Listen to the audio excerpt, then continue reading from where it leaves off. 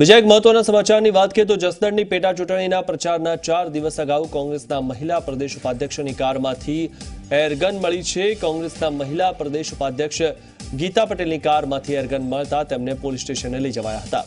જસદણમાં ચૂંટણી અંતર્ગત paramilitary force સાથે રાખી વાહનોનું ચેકિંગ ચાલી રહ્યું છે।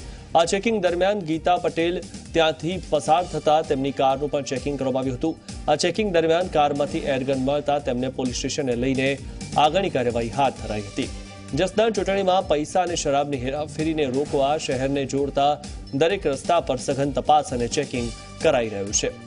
ઉલ્લેખનીય છે કે જે રીતે એરગન મળી આવી છે અને ચેકિંગ ચાલી રહ્યું છે તે ચેકિંગ દરમિયાન તેમની કારમાંથી એરગન મળી આવી છે તો તેમને પોલીસ સ્ટેશન લઈ જવાયા છે અને વધુ પૂછપરછ હાથ ધરવામાં આવી છે। જસદણની પેટા ચૂંટણીના પ્રચારના 4 દિવસ અગાઉ કોંગ્રેસના મહિલા પ્રદેશ ઉપાધ્યક્ષની કારમાંથી એરગન મળી આવી છે ત્યારે કોંગ્રેસના મહિલા પ્રદેશ ઉપાધ્યક્ષ ગીતા પટેલની કારમાંથી એરગન મળતા તેમને પોલીસ સ્ટેશન લઈ જવાયા હતા।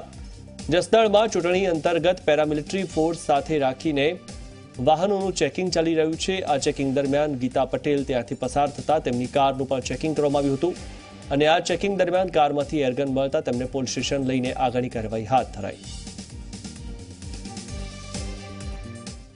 एक्चुअली मारी गाड़ी में जे एरगन मળી છે એ મારા વાડીની છે, ખેતરની છે અને ખેતરમાં જે મારો ત્યાંનો પગી હોય એને પેલા પક્ષીઓ અને ભૂંડ ભગાવવા માટે એરગનના ભડાકા કરીને એ લોકોને ભગાવવા માટે આપેલી હતી પણ એ તૂટી ગઈ હતી એટલે એણે મને કહ્યું કે મેડમ મને નવી લાવી દો કાં તો આ રિપેર કરી દો અને એટલા માટે કાલે વાડીએથી હું મારી ગાડીમાં મૂકી હતી અને હું આજે એ ભૂલમાં ડેકીમાં જ રહી ગઈ છે પણ એકચ્યુઅલી એવી કોઈ અમારા ઇન્ટેન્સ નથી એવો અને આ તો તૂટેલું હથિયાર છે અને આ નોર્મલી એરગન જ છે પક્ષીઓ ભગાવવા માટેની અને આ ભૂંડ ભગાવવા માટેની બીજું કંઈ છે નહીં।